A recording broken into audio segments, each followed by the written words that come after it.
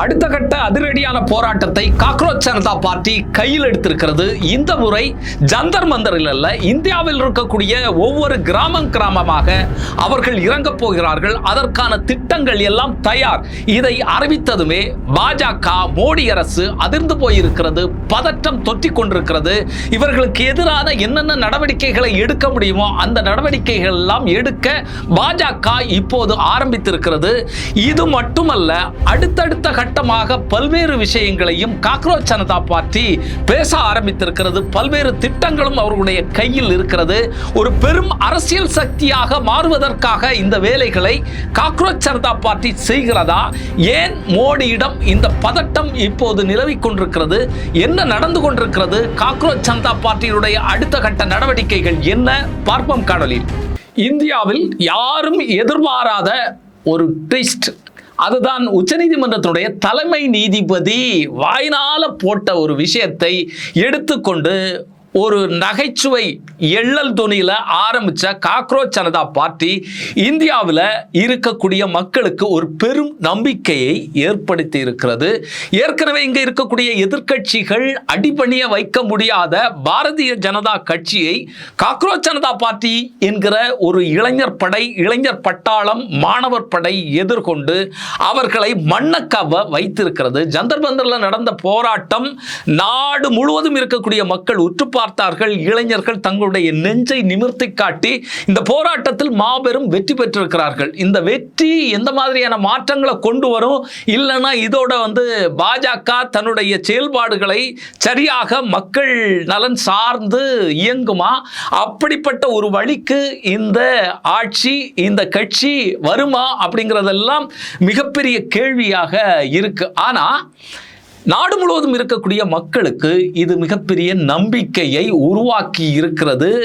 இந்த நம்பிக்கையை தங்களுடைய ஆயுதமாக ஏந்தி கொண்டு அடுத்தடுத்த கட்ட பணிகளில் காக்ரோச் ஜனதா பார்ட்டி களமிறங்கி இருக்கிறது. இதுதான் இந்த ஆட்சியாளர்களை பதற வைத்திருக்கிறது. அதாவது இந்தியாவில் இருக்கக்கூடிய எதிர்க்கட்சிகள் மிகப்பெரிய வலுவான போராட்டங்களை இதுவரைக்கும் 2014 முதல் மோடி அவர்கள் பதவியேற்ற பிறகு நாடு முழுவதையும் குழி தோண்டி புதைக்கக்கூடிய அளவிற்கு பல்வேறு திட்டங்கள், நடவடிக்கைகளில் பாஜக அரசு ஈடுபட்டிருந்த போது எஸ்ஐஆராக இருந்தாலும் சரி, சிஐஏ இருந்தாலும் சரி, இன்னும் பல மக்களை பாதிக்கக்கூடிய விஷயங்களை கொண்டு வந்த போதும் ஒரு பிரம்மாண்டமான போராட்டத்தை இங்க இருக்கக்கூடிய அரசியல் கட்சிகள் முன்னெடுக்கவில்லை.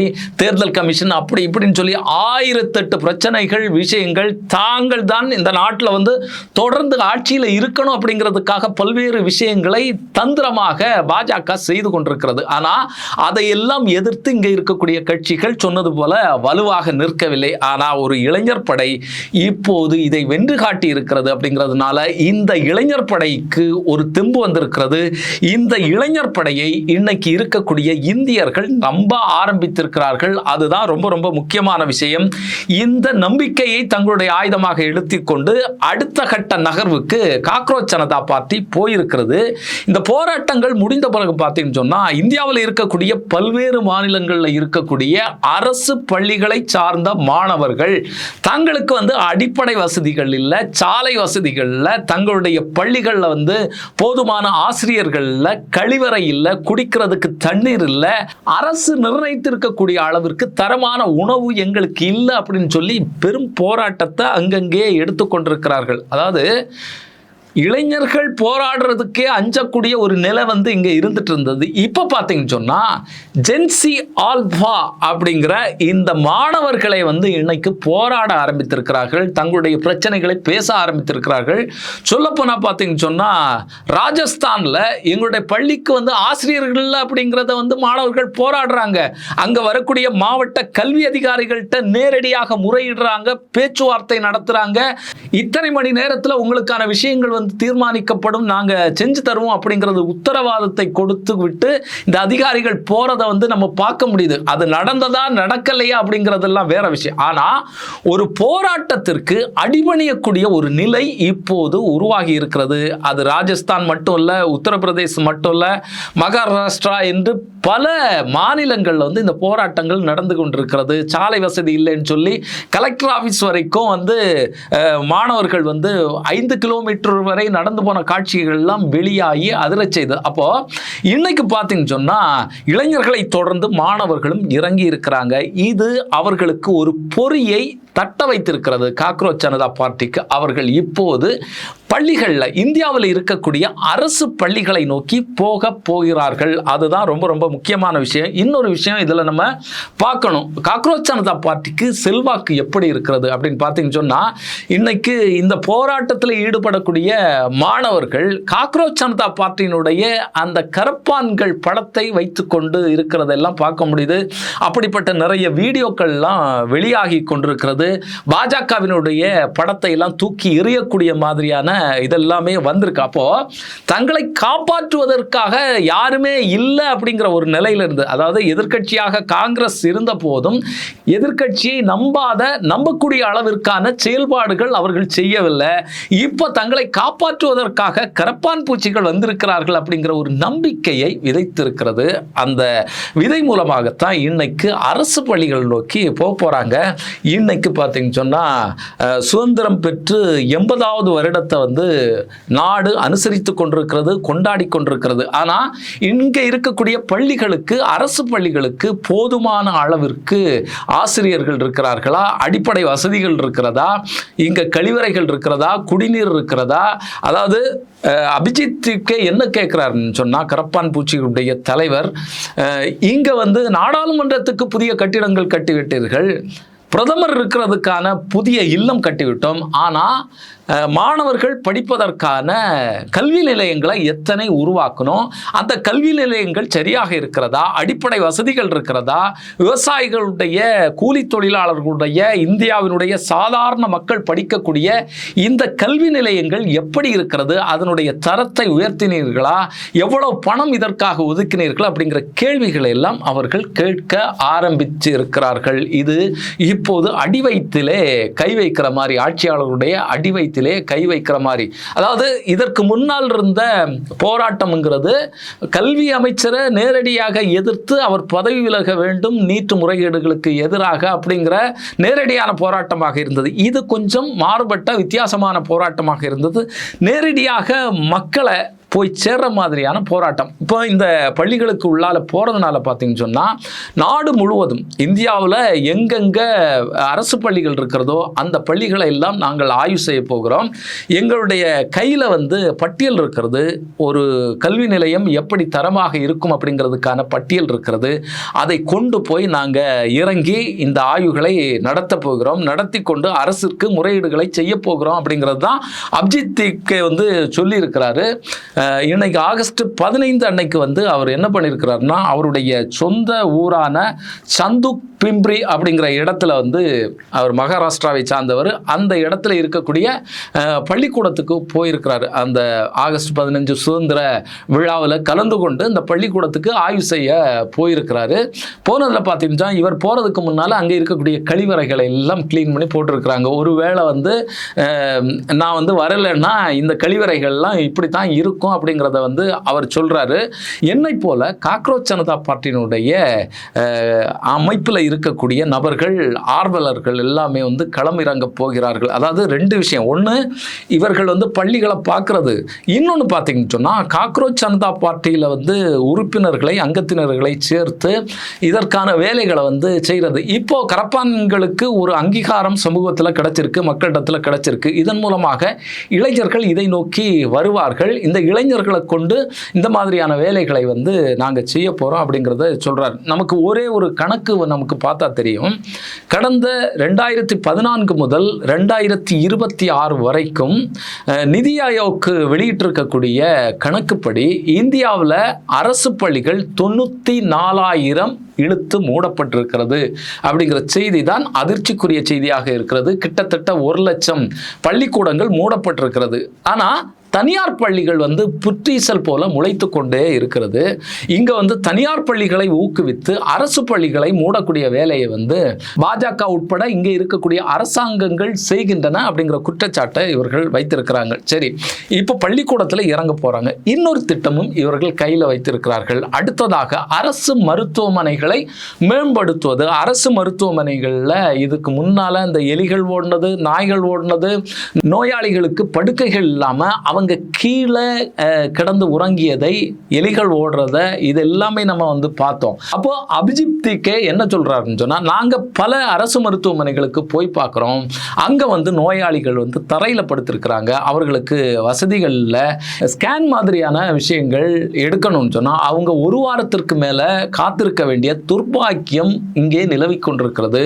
அப்போ அரசு மருத்துவமனைகளை மேம்படுத்தக்கூடிய வேலைகளை வந்து இங்க இருக்கக்கூடிய அரசாங்கங்கள் செய்யணும் அப்படின்னு சொல்லி வரிசையாக இவங்க திட்டத்தை கையில் எடுத்திருக்கிறாங்க. இப்போ நமக்கு ஏற்கனவே சொன்னது போல தான் காக்ரோச் ஜனதா பார்ட்டிக்கு ஒரு பெரும் ஆதரவு நாட்டில் வந்து உருவாகி கொண்டே இருக்கிறது. அடுத்ததாக பள்ளிகளுக்கு போறதாக இருந்தா இவர்கள் வந்து கிராமப்புறங்களை நோக்கி செல்ல இருக்கிறார்கள். அதாவது ஏற்கனவே நடந்த போராட்டம் பார்த்தீங்கன்னு சொன்னா ஜந்தர் மந்தர் நடந்தது. நடுத்தர வர்க்கத்தினர், இந்தியாவினுடைய நீட்டு மாதிரியான உயர் படிப்புகளுக்கு படிக்கக்கூடிய மக்கள் பெரும்பாலும் இதற்கு ஆதரவாக களமிறங்கி இவர்கள் கூட போராடினாங்க. அப்போ இப்போ கிராமங்களுக்கு போறதுனால பார்த்தீங்கன்னு சொன்னா கிராமங்களில் இருக்கக்கூடிய மாணவர்களை இல்லைன்னா இளைஞர்களை தங்கள் பக்கம் ஈர்க்கக்கூடிய ஒரு வேலையும் இதில் வந்து அடிஷ்னலாக இருக்கு அப்படிங்கிறத வந்து நம்ம பார்க்க முடியும். இதை தந்திரமாக எடுத்துக்கொள்ள வேண்டுமா அப்படிங்கிறது எனக்கு தெரியல.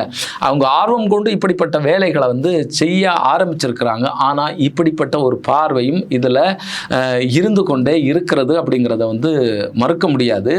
இன்னைக்கு காலையில் ஆகஸ்ட் 15 காலையில் இவர்கள் அறிவிக்கும் போது பார்த்தீங்கன்னு சொன்னால் காக்ரோச் ஜனதா பார்ட்டியினுடைய இன்ஸ்டா பேஜ் வந்து முடக்கப்பட்டிருக்கிறது. அதாவது காக்ரோச் ஜனதா பார்ட்டியினுடைய இன்ஸ்டாகிராம் பேஜை வந்து சுதந்திர தின அன்னைக்கு தான் நீங்கள் முடக்கணுமா அப்படிங்கிற கேள்வியை வந்து எழுப்பியிருக்கிறாரு.